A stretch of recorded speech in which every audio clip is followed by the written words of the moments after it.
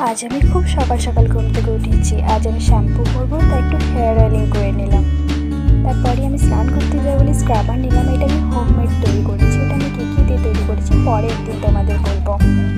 ভীষণ পরিমাণে আজ ঠান্ডা, সকাল সকাল স্নানও হয়ে গেছে। ওইদিকে আবার গোপুর সঙ্গে ঘুম থেকে উঠাতে হবে, তাই বাগান চলে গেলাম ফুল তুলতে।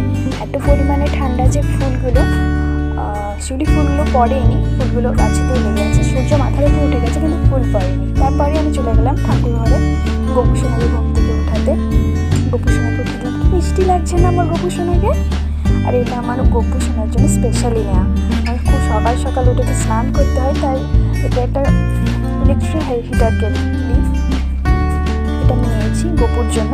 তারপর গোপুকে ঘি, মধু, চন্দন যেরকমভাবে আমি প্রতিদিন স্নান করাই সেরকমভাবে স্নান করে দিলাম। গোপী চন্দনও ইউজ করি, ওটা স্পেশালি মানে থাকতেই হবে গোপী চন্দন। তারপর দেখো পুজো শেষে আমি ক্লিপটা নিয়েছি, কারণ পুজো করতে করতে সেরকমভাবে ভিডিও করা হয় না, ফোনে হাত দিতে পারি না।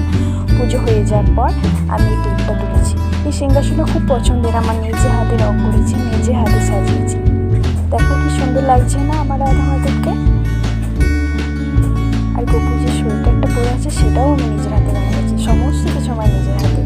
তারপরে আমার হেয়ারটা একটু আঁচড়ে নিলাম, মানে তাড়াতাড়ি যাতে শুকিয়ে যায়, শুকোতে চায় না শীতকালে। তারপরে আমি হেয়ারটা একটা ক্লেচারের সাহায্যে দিলাম যেন তাড়াতাড়ি ভেতরে চুপে শুকিয়ে যায়।